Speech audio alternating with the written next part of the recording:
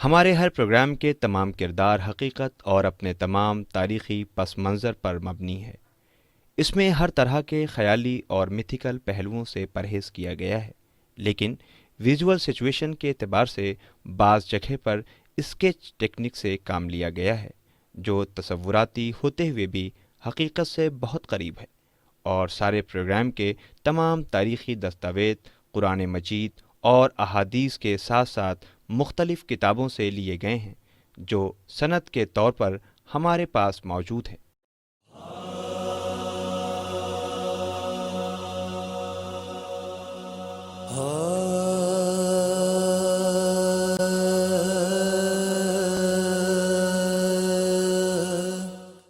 بسم اللہ الرحمن الرحیم۔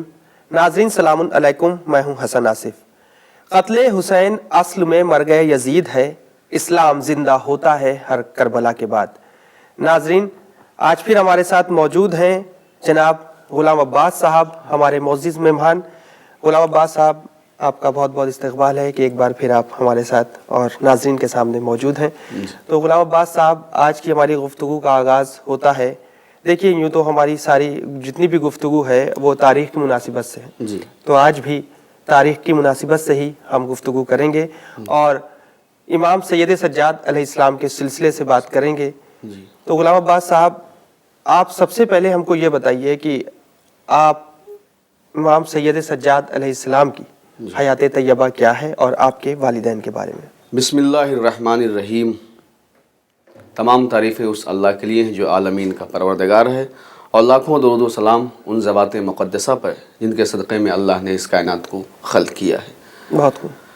دیکھیے، حضرت امام زین العابدین علیہ السلام کی حیات طیبہ اور آپ کے والدین کا جہاں تک تعلق ہے، آپ حضرت امام حسین علیہ السلام کے بیٹے اور آپ کی والدہ ماجدہ یعنی جناب شہر بانو۔ جی، امام حسین علیہ السلام کی ذات تو کسی اعتبار سے محتاج تعارف نہیں ہے، بالکل صحیح کہا آپ نے۔ لیکن جناب شہر بانو کے لیے بہت ہی کم لوگ جانتے ہیں۔ بالکل صحیح۔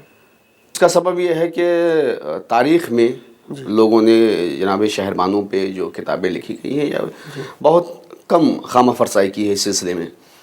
تو جناب شہر بانو جو ہیں، جناب امام زین العابدین اسلام کی والدہ، آپ ایران کے جو ساسانی بادشاہ ہوا کرتے تھے، انہی بادشاہ میں سے ایک بادشاہ یزدگرد، ان کی بیٹی تھیں جناب شہر بانو، اور آپ کا عقد جو ہوا تھا وہ حضرت امام حسین علیہ السلام سے ہوا۔ جناب امام زین العابدین علیہ السلام کی آپ والدہ ماجدہ تھیں جناب شہر بانو۔ جناب امام زین العابدین علیہ السلام کی جہاں تک حیات طیبہ کا تعلق ہے، تو آپ کی ولادت سن 38 ہجری میں مدینہ منورہ میں ہوئی۔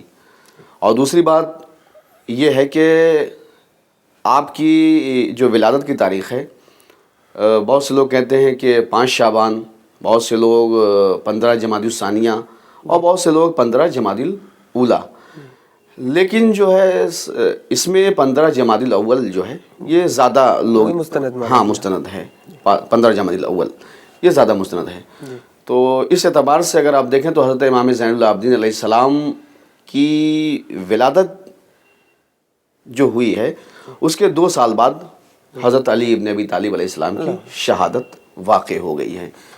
تو یہ وہ گھرانہ تھا کہ جہاں ایک عصمت کا سلسلہ تھا، امامت کا سلسلہ تھا۔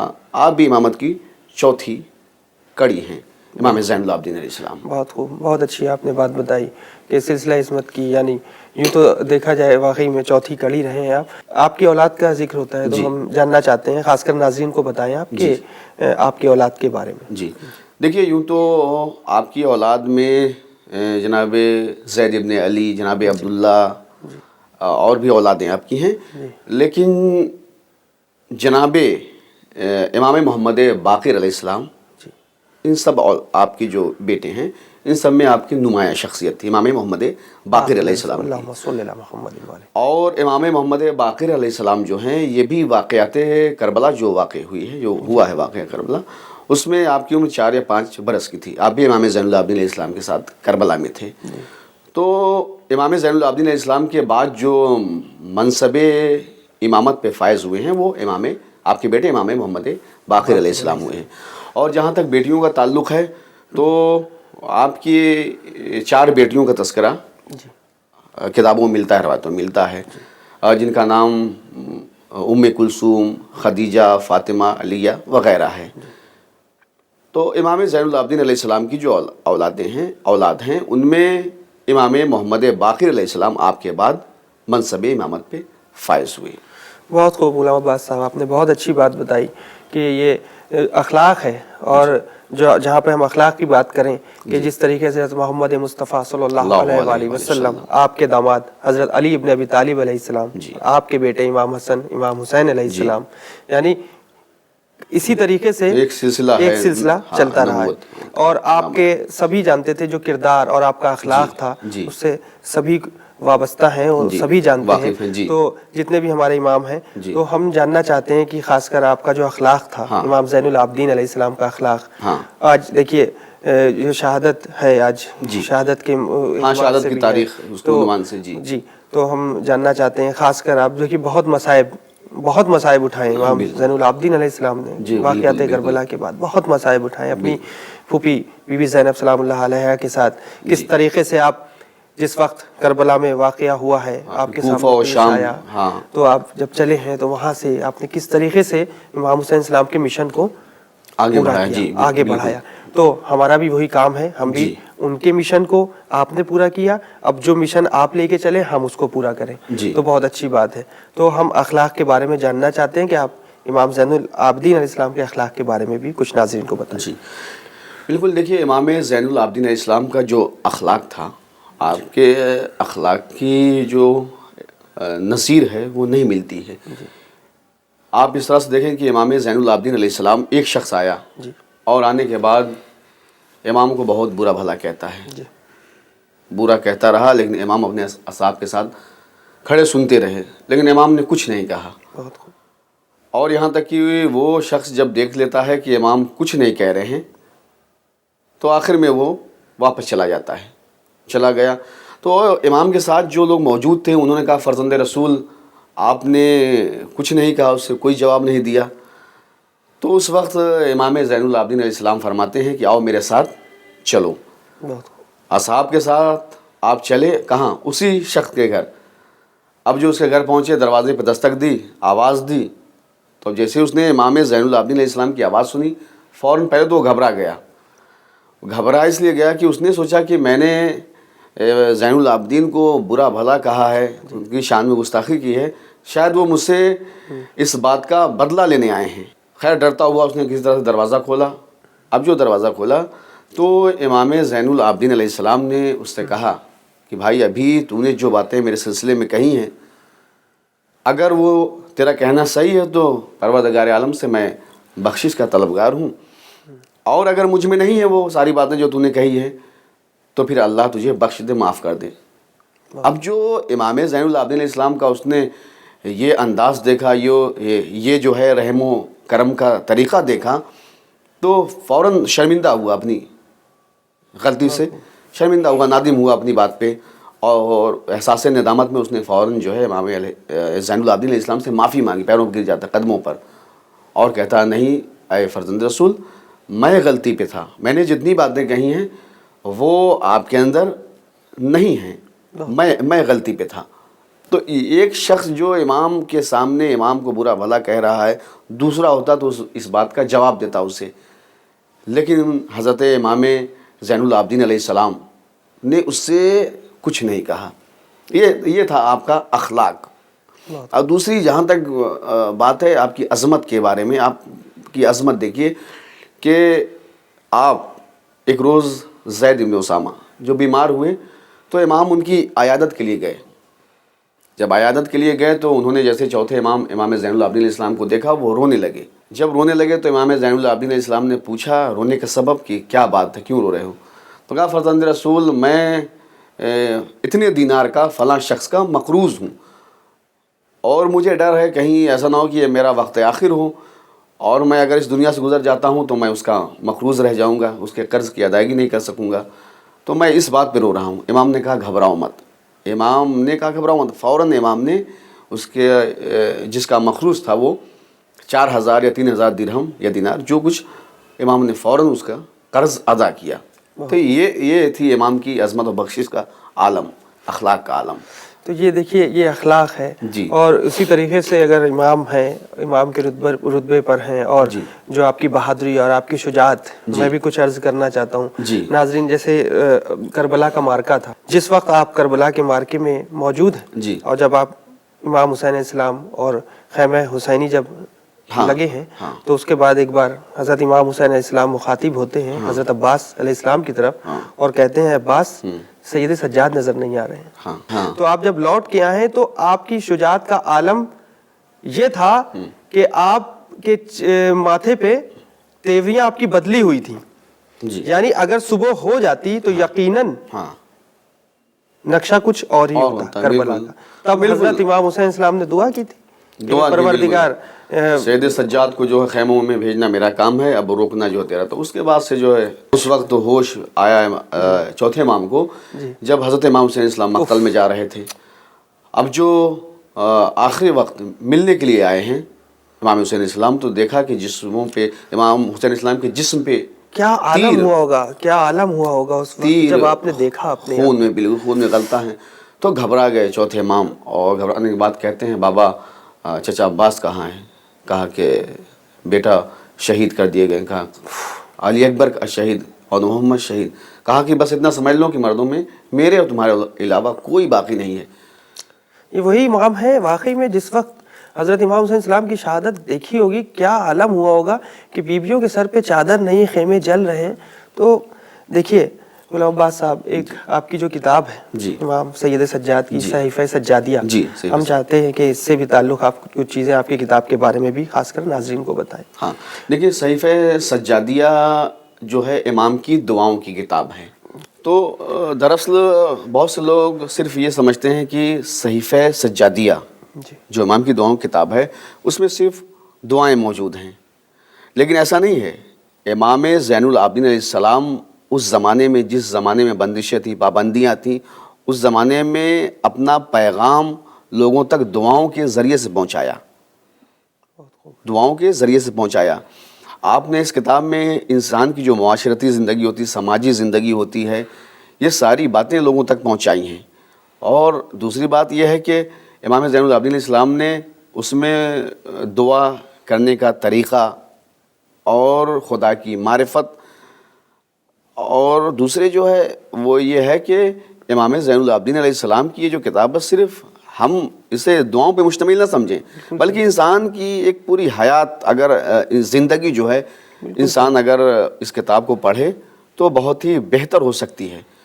इसकी अज़मत के लिए बहुत सारी दलीलें मौजूद हैं, जैसा कि इजिप्ट के बहुत बड़े मुफस्सिर तंतावी, जिन्होंने ये लिखा कि इजिप्ट के लोगों की ये बदनसीबी है कि उनके पास सहीफ़ा सज्जादिया जैसी किताब मौजूद है और वो उससे फ़ायदा नहीं उठा पा रहे हैं। उन्होंने कहा कि ये वो किताब है कि जो खालिक के कलाम के नीचे और मखलूक के कलाम से बाला तर है। तो ये जो हम ये समझते हैं सिर्फ इसमें दुआएं हैं, नहीं, दुआएं तो हैं इसमें दुआओं का तरीक़ा किस तरह से दुआएं की जाती हैं, और जो इमाम ज़ैनुल आबिदीन इस्लाम ने इंसान किस तरह से ज़िंदगी गुजारे, समाजी ज़िंदगी, माशरती ज़िंदगी, वो दुआओं के ज़रिए से लोगों तक पहुँचाया, अपनी बात बताया है। खुदा की मारिफत पे भी ज़ोर दिया है इमाम ज़ैनुल आबिदीन इस्लाम ने, क्योंकि देखिए अगर हम खुदा की इबादत करते हैं तो मारिफत के साथ अगर हमारी इबादत है तो वो ज़्यादा बेहतर है। बिल्कुल सही। क्यों? इसलिए कि इबादत चरिंद परिंद, ये जो दरख्त हैं, ये सब करते हैं अल्लाह की इबादत, क्योंकि सूरह जुमा के ये आयत है कि युसब्बिहु लिल्लाहि मा फिस समावाति व मा फिल अर्ज़। अल्लाह की तस्बीह तो इस कायनात की हर शय करती है, लेकिन ये जो चरिंद परिंद हैं या दरख्त हैं जो अल्लाह की तस्बीह करते हैं, उनमें और जो इंसान अल्लाह की तस्बीह करता है उनमें बहुत फ़र्क है। क्योंकि अल्लाह ने उससे अक्ल दी है इंसान, और अक्ल के साथ जब अल्लाह ने दी है तो फिर हमें अल्लाह की इबादत जो है मारिफत के साथ करनी है। जब हम मारिफत के साथ अल्लाह की इबादत करेंगे तो वो कहीं ज़्यादा बेहतर है ऐसी इबादतों से जो बग़ैर मारिफत के अल्लाह की इबादत की जाए। तो ये किताब एक अजीम किताब है, जिसे बहुत सही बात आपने कही। जी, ज़बूर आले मोहम्मद, اور انجیل آل محمد بھی کہا گیا اس کتاب کو. جیسے جس طریقے سے ہے کہ ائمہ معصومین علیہ السلام سے سب سے پہلے ہے معرفت پھر محبت. ہاں. یعنی معرفت کے اوپر زیادہ زور دیا گیا ہے. جب تک کہ معرفت نہیں ہے تب تک کہ محبت نہیں ہو سکتی. بالکل. تو کون سی کتاب؟ صحیفہ سجادیہ. جس طریقے سے ابھی غلام عباس صاحب نے بتایا کہ صحیفہ سجادیہ آپ ضرور پڑھیں اور کوشش کریں اس کتاب سے، اس کتاب سے سیکھنے کے لیے کچھ چیزیں آپ کے بھائی جیسے ابھی آپ نے بتایا کہ سماجی لے لیجئے، معاشرتی زندگی لے لیجئے، سبھی کا اس میں خلاصہ دیا ہے کہ سب بالکل دیا. بس یہ دعاؤں کے ذریعے سے امام نے پہنچایا، دعاؤں کے ذریعے سے پہنچایا. بالکل. تو اب دیکھیے پیغام ہر جگہ پہ ایک پیغام، مطلب پوری جب سے یہ دنیا شروع ہوئی آج تک جو ہمارے پاس کوئی چیز ہے تو وہ جو ذریعہ ہے، جیسے میسنجرز آف گاڈ، یعنی اللہ نے بھی میسنجرز کے ذریعے اس دنیا میں پیغام پہنچوائے لوگوں تک. نبی آتے رہے، پیغام پہنچاتے رہے. جس طریقے سے چاروں کتابیں ہیں ہمارے، جو توریت، انجیل، زبور، قرآن، یہ چاروں قرآنی جو کتابیں ہیں یہ اللہ کی طرف سے نازل ہوئیں اللہ ہدایت کے لیے. تو جس طریقے سے حضرت امام حسین السلام پورے گھر والوں کو، عزیز و اقارب سب کو لے کر پہنچے، کربلا میں شہادت ہوئی. اللہ کے پیغام کو پہنچانے ہی کے لیے امام حسین علیہ السلام نے اپنی شہادت دی. جی بالکل. تو اب آپ کا جو پیغام، آپ کا تو سر قلم ہو گیا، لیکن آپ نے یعنی امام سید سجاد علیہ السلام نے جو ایک امامت کے درجے پر فائز ہوئے اور آپ نے امام حسین السلام کے پیغام کو کس طریقے سے لوگوں تک پہنچایا؟ جی بالکل. دیکھیے امام زین العابدین علیہ السلام کی امامت کا آپ منصب امامت ہے اور پیغام کا جو جہاں تک سوال ہے تو امام زین العابدین علیہ السلام کی امامت سن 61 ہجری حضرت امام حسین علیہ السلام کی شہادت کے بعد سے شروع ہو جاتی ہے. یعنی 10 محرم سن 61 ہجری سے حضرت امام حسین علیہ السلام کی شہادت کے بعد سے امام زین العابدین علیہ السلام کی امامت کا جو آغاز ہو جاتا ہے. اور یہ سلسلہ تقریباً 34 سال تک چلتا ہے امامت کا سلسلہ آپ کی، کیونکہ سن 95 ہجری میں آپ کی شہادت واقع ہوئی حضرت امام زین العابدین علیہ السلام کی. تو اگر ہم اس طرح سے دیکھیں 10 محرم سن 61 ہجری سے لے کے 95 ہجری تک جو درمیان میں جو وقت ہے گزرا ہے، عرصہ گزرا ہے، تو تقریباً 34 سال تک آپ منصب امامت پہ فائز رہے. اور دوسری بات یہ ہے کہ امام زین العابدین علیہ السلام نے حضرت امام حسین علیہ السلام کی شہادت کے بعد جس طرح سے اہل بیت کو اسیر کیا گیا، اور یوں اگر آپ اندازہ لگائیں کہ امام زین العابدین علیہ السلام کی جو مصیبت اور رنج و الم کا جو سلسلہ ہے وہ حقیقی طور پر اگر دیکھا جائے تو وہ کربلا کے بعد شروع ہوتا ہے. کربلا کے بعد شروع ہوتا ہے، کیونکہ ماں بہنیں ساتھ میں بے پردہ چوتھے امام جو ہے آگے آگے چل رہے ہیں. اور ایک وقت ایسا بھی آیا تھا کوفے کے بازار میں، دارالامارہ کے قریب، جب یہ قافلہ پہنچنے والا تھا اہل بیت رسول کا، تو اس وقت تو ایک کوفی نے کہہ دیا تھا کہ سید سجاد ہم یہ دیکھ رہے ہیں کہ آپ جب سے کوفے میں آئے ہیں اپنے سر کو جھکا کے چل رہے ہیں، لیکن یہی کوفہ ہے کہ ابھی کچھ روز پہلے یہیں پہ مسلم آئے تھے جو سینہ تان کے چلتے تھے اور جسے چاہتے تھے ڈانٹ دیا کرتے تھے. تو چوتھے امام نے اس کوفی کو جواب دیا کہ بھائی تو نے انصاف نہیں کیا.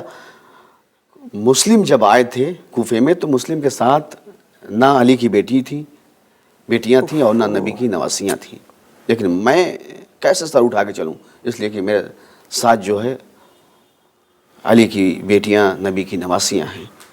تو اہل بیت علیہ السلام کو آپ جو ہے مخدرات عصمت کو لے کے جو ہے کوفے اور شام کے بازار میں پہنچے ہیں. تو جہاں تک امام زین العابدین علیہ السلام کی مظلومی کہہ لیجئے یا مصیبت کہہ لیجئے، اس کا آغاز جو ہے وہ کوفہ اور شام میں ہی زیادہ آپ پہ مصیبتیں پڑی ہیں. اور یہ مصیبتیں آپ اکثر یاد کر کے رویا کرتے تھے، اکثر آپ روتے تھے. تو لوگ پوچھتے تھے، تو آپ کہتے تھے کہ اگر میں امام نہ ہوتا تو شاید میں نہ بچتا، کیونکہ وہ مظالم ہم پہ ہوئے کلیجہ پھٹ جاتا، لیکن میں منصب امامت پہ تھا، امام تھا کہ میں نے برداشت کر لیا. بہت خوب. جیسے دیکھیے ایک چیز یہ ہے کہ جس طریقے سے آپ جب پہنچے ہے بازار شام سے، آپ در در پھرائے گئے ہیں، اور جس وقت آپ یزید کے دربار میں پہنچتے ہیں، جس طریقے سے بی بی زینب کے بھی خطبے دیے ہیں، اور خطبوں کی مار ایسی جو ریولیوشن ایک آیا تھا، ایک زبردست ریولیوشن قائم ہوا ہے، تو وہ بی بی زینب اور سید سجاد علیہ السلام کے خطبوں سے ہی ہوا ہے. تو ہم چاہتے ہیں کہ سید سجاد کے کوئی ایک آدھ خطبے کے بارے میں بھی آپ بتائیں. ہاں بالکل. امام زین العابدین الاسلام نے جو کوفے میں شام میں خطبے دیے ہیں، جیسا کہ شام کی جو جامع مسجد، وہاں ایک روز یزید نے نشست رکھی، اور نشست میں اس نے خطیب سے ممبر پہ جانے کے لیے کہا، اور اسے کہہ دیا تھا کہ تم اولاد علی کو برا بھلا کہو. وہ ممبر پہ گیا، جانے کے بعد اس نے ویسے ہی کیا. اتنے میں امام زین العابدین الاسلام نے جب یہ سنا تو آپ نے بھی کہا میں بھی کچھ کہنا چاہتا ہوں، میں بھی بولنا چاہتا ہوں، ممبر پہ جانا چاہتا ہوں. تو یزید کو معلوم تھا، وہ ڈر رہا تھا کہ اگر یہ ممبر پہ چلے گئے تو پھر سب کچھ لوگوں کو، دنیا کو معلوم ہو جائے گا. تو اس نے منع کیا. لیکن جو عوام تھی، عوام نے کہا نہیں، اگر یزید کیوں اس قیدی سے، بیمار سے ڈر رہا ہے جس کے ہاتھوں میں ہتھکڑیاں ہیں، پیروں میں بیڑیاں ہیں. تو خیر جب عوام زیادہ اصرار کرنے لگی تو اسے مجبوراً جو ہے امام زین العابدین الاسلام کی اجازت دینی پڑے گی. اب جو امام زین العابدین علیہ السلام پہنچے ہیں ممبر پہ، تو آپ نے جو خطبہ دیا ہے، اور عالم یہ تھا کہ آپ نے واقعات کربلا کو بھی اس خطبے میں بیان کیا. لوگ رونے لگے، یہاں تک کہ یزید نے کیا کیا کہ آپ کے خطبے کو روکنے کے لیے مؤذن کو حکم دے دیا کہ اذان دے دو. اب جو مؤذن نے اذان دینی شروع کی تو امام زین العابدین علیہ السلام نے کہا کہ ٹھہر جاؤ. جب مؤذن ٹھہرا تو یزید سے پوچھا یہ بتاؤ کہ یہ جو نام لیا جا رہا ہے اشہد ان محمد رسول اللہ، یہ محمد تمہارے جد تھے یا ہمارے جد تھے؟ تو یزید کچھ جواب نہ دے سکا. امام زین العابدین علیہ السلام نے کہا کہ دیکھو تم نے ہمیں قتل کر دیا، ہمارے ورثہ کو، ہمارے جو ہے خاندان اہل بیت سے جو لوگ تعلق رکھتے ہیں انہیں قتل کر دیا، اور قتل کرنے کے بعد تم یہ سمجھتے ہو کہ تمہاری فتح ہوگی. فتح تمہاری نہیں ہوئی. آج بھی میرے جد کا نام جو ہے اذان میں جو ہے اشہد ان محمد رسول اللہ باقی ہے. تو شکست تمہاری ہے، شکست ہماری نہیں ہوئی ہے. اچھا یزید یہ سوچ رہا تھا کہ ہم نے حسین کو قتل کر دیا تو ہماری جیت ہو گئی، ہماری فتح ہو گئی. تو دیکھیے فتح یزید کی اس لیے نہیں ہوئی کہ کوئی بھی چیز اگر ہوتی ہے، ایک انسان کا کوئی میسج ہوتا ہے، پیغام ہوتا ہے، بالکل اگر قتل ہونے والا جسے قتل کیا جا رہا ہے اس کا پیغام، اس کا میسج بھی وہیں پہ دفن ہو جائے، رک جائے، ختم ہو جائے، تو قتل ہونے والے کی یہ شکست ہو جاتی ہے، ہار ہو جاتی ہے. لیکن اگر ایک انسان قتل بھی ہو گیا، قتل ہونے کے بعد بھی اس کا میسج، اس کا پیغام لوگوں تک پہنچ رہا ہے، تو وہ قتل نہیں ہوا. دراصل قتل وہ ہو گیا جس نے قتل کیا تھا. تو یزید نے حضرت امام حسین علیہ السلام کا سر کاٹنے کے بعد بھی یزید کی شکست ہوئی، شکست کھا گیا. اور حضرت امام حسین علیہ السلام کا سر تن سے جدا ہونے کے بعد بھی حضرت امام حسین علیہ السلام کی فتح ہوئی، شکست نہیں ہوئی. کیونکہ آپ کا مشن، آپ کا پیغام اس وقت بھی زندہ تھا اور آج بھی زندہ ہے. بالکل صحیح کہا آپ نے. کیسے مسلمان تھے، غور کرنے والی بات ہے. دیکھیے کامن پروپیگنڈے کی بات آتی ہے جی، جہاں پر جس طریقے سے کہا جائے پروردگار یعنی توحید، اللہ ایک، جی، رسول ایک، جی، قبلہ ایک، جی، یعنی اللہ ایک، رسول، ہمارے نبی، سب کے نبی، سبھی مسلمان رسول کو نبی مانتے ہیں، قبلہ سب کا ایک. ٹھیک ہے. اس کے بعد اتحاد کیوں نہیں، اختلاف کیوں؟ ہاں، غور کرنے والی بات ہے کہ ہر چیز اگر دیکھا جائے ایوری تھنگ از سملر، کہ اللہ یعنی ونس آف گاڈ کی بات، اللہ ایک ہے. یعنی اس کے بعد آ جائیے رسول جنہوں نے پیغام دیا، ہاں، تلاوت جو قرآن مجید، یعنی قرآن مجید سے ثابت کر دیا، ہر چیز بتائی. اس کے باوجود آج بھی لوگ انکار کر رہے ہیں اہل بیت کا. تو ہم دیکھیے جو شہادت کی بات آتی ہے کہ جس طریقے سے اب آپ نے جو خطبہ بیان کیا، بہت بہت ضروری چیز ہے آج کے دور میں. دیکھیے یوں تو بیان کیا جاتا ہے، لیکن کھلے طور پہ اگر دیکھا جائے تو خطبات ہم چاہتے ہیں کہ زیادہ سے زیادہ بیان ہو. بی بی زینب سلام اللہ علیہا نے جس وقت یزید کے دربار میں خطبہ بیان کیا تھا، تو بیٹھے ہوئے لوگ کھڑے ہو گئے، جو باہر سے ہر شہر سے لوگ آئے تھے وہاں پہ. تو اس میں کچھ لوگ تھے جو کھڑے ہو گئے تھے، اور انہوں نے یزید سے یہی کہا تھا مخاطب ہو کے کہ تو فاسق و فاجر ہے. ہاں. تو خاص کر وہیں سے ریولیوشن اٹھا تھا, بی بی زینب کے خطبوں سے اور سید سجاد کے خطبوں سے ریولیوشن اٹھا تھا. اب دیکھیے آج سید سجاد علیہ السلام یہی چاہتے ہیں زیادہ سے زیادہ تذکرہ سید سجاد علیہ السلام امام زین العابدین علیہ السلام کے سلسلے سے ہو. تو آپ کی شہادت کے بارے میں بتائیں کہ آپ کی شہادت کس طریقے سے ہوئی. ہاں بالکل, دیکھیے حضرت امام زین العابدین علیہ السلام جب کوفہ و شام کے مظالم جو آپ پہ ہوئے وہ طے کرتے ہوئے واپس مدینہ آئے ہیں. لیکن اس سے پہلے ایک بات میں عرض کر دوں کہ امام زین العابدین علیہ السلام حج کے موقع پہ ایک مرتبہ حج کے لیے گئے. تو اس وقت کا جو بادشاہ تھا وہ بھی پہنچا. تو اب جانتے ہیں کہ حج میں اتنا زیادہ مجمع ہوتا ہے, رش ہوتا ہے, بھیڑ ہوتی ہے کہ حجر اسود کا ہر کوئی بوسہ لینا چاہتا ہے, ہر کوئی یہ چاہتا ہے کہ وہ حجر اسود تک پہنچ جائے.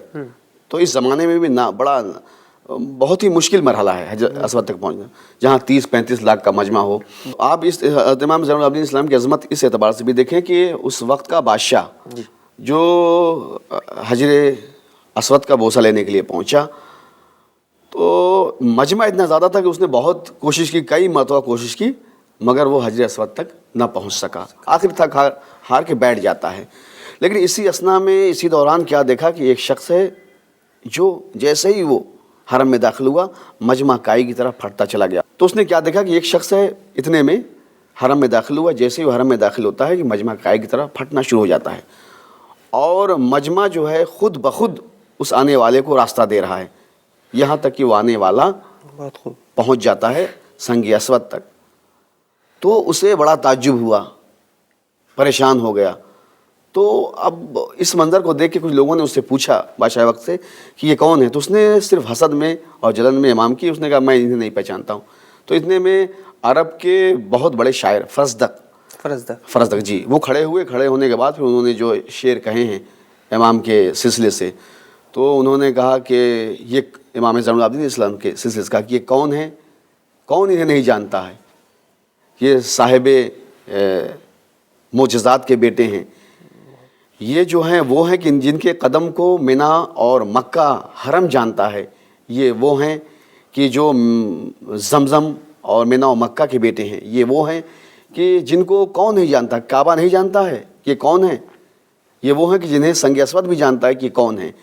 ایک جو آپ نے امام کی شان میں قصیدہ پڑھا تو اس وقت عالم یہ تھا کہ بادشاہ وقت کو بہت حسد ہوا فرزدق سے. اس کے بعد اس نے فرزدق کو قید بھی کر دیا تھا, بہت سی تاریخوں میں ملتا ہے. تو فرزدق بہت عظیم شاعر تھے, تو انہوں نے پھر اپنے اشعار کے ذریعے سے لوگوں سے بتایا. تو بادشاہ وقت ایک بادشاہ ہے, بالکل صحیح, ادھر امام ہے. بادشاہ نے بہت کوشش کی کہ وہ پہنچ جائے حج کے زمانے میں سنگ اسود تک, لیکن نہیں پہنچ سکا. آخر میں وہ تھک ہار کے بیٹھ گیا تھا. لیکن امام جب پہنچے ہیں تو لوگوں نے خود بخود, آپ کی عظمت دیکھیے, خود بخود راستہ دے دیا اور امام حجر اسود تک پہنچ گئے. دوسری بات ہے جو شہادت کی بات جہاں تک ہے, تو یہی سب سبب تھا عوام کا زیادہ تر امام زین العابدین اسلام کی طرف جھکنا اور اپنے مسائل امام سے دریافت کرنا. بس جو اس وقت کا بادشاہ تھا ولید ابن عبد الملک, آخر میں وہ چڑھنے لگا, حسد کرنے لگا, جلن کرنے لگا. وہ وقت بھی آ جاتا ہے کہ جب اس نے امام زین العابدین علیہ السلام کو زہر کے ذریعے سے شہید کروایا.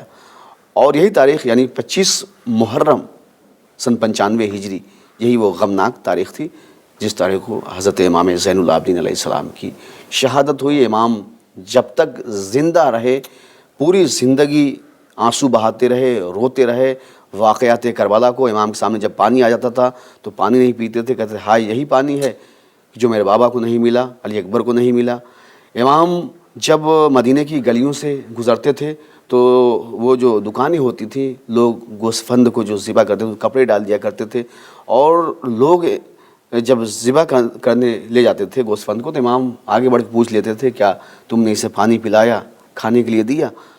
تو کہتے تھے ہاں. تو امام رو دیتے تھے واقعات کربلا کو کہ مطلب ایک جانور کا اتنا خیال مگر ہمارے بابا کو اس طرح سے. اور ساری زندگی امام زین العابدین علیہ السلام الشام کہہ کے روتے تھے, کیونکہ آپ کا کہنا تھا کہ شام میں وہ مصیبتیں پڑی ہیں ہم پہ, وہ مصیبتیں کہ اگر میں امام نہ ہوتا تو شاید میں برداشت نہ کر پاتا. آپ کو شہادت کے بعد قبرستان بقیع میں حضرت امام حسن علیہ السلام کے پہلو میں دفن کیا گیا۔ دیکھیے زیادہ تر جتنی بھی غلام عباس صاحب، یہ بھی بہت بڑی بات ہے، جو شہادتیں ہوئی ہیں سب زیادہ جو یہ امام زین العابدین السلام کے بعد سے سب زہر دغائی سے ہی زیادہ اکثر ہوئی ہے۔ جس طریقے سے کہا جاتا ہے امام زین العابدین علیہ السلام واقعی میں بہت گریہ کیا ہے آپ نے، 35 سے 40 سال تقریباً مسلسل روتے رہے، بابا کو یاد کر کر کے روتے رہے، حضرت امام حسین السلام کی یاد میں روتے رہے۔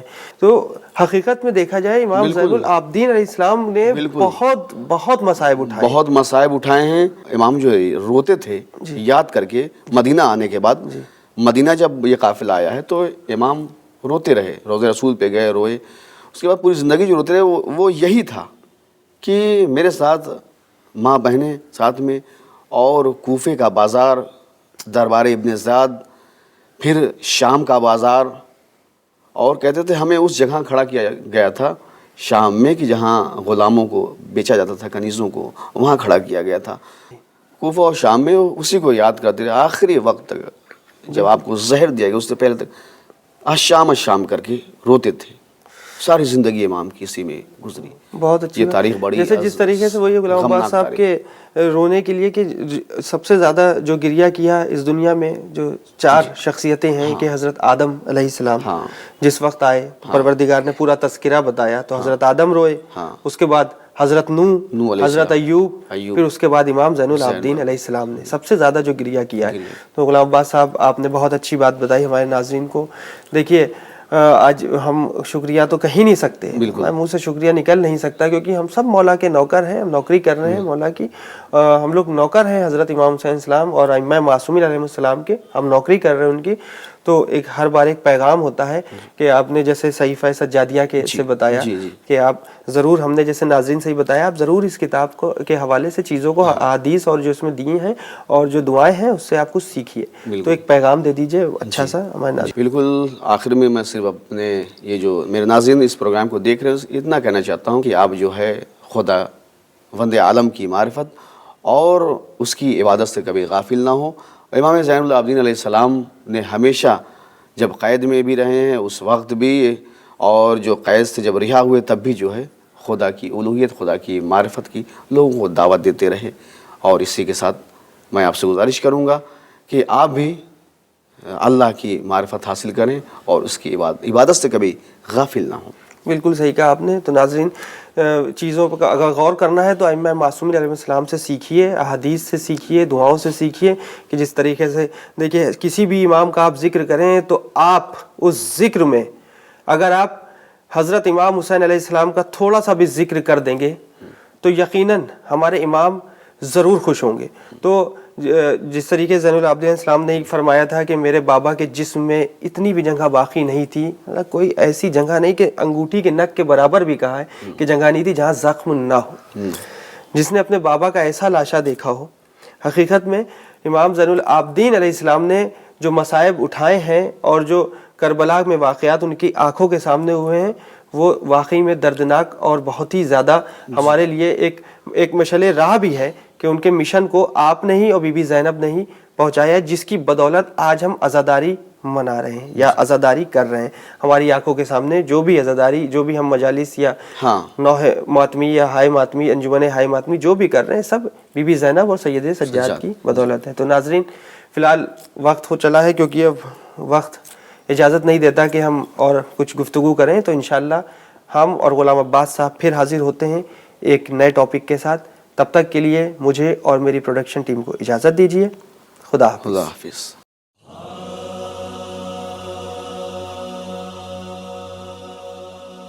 ہاں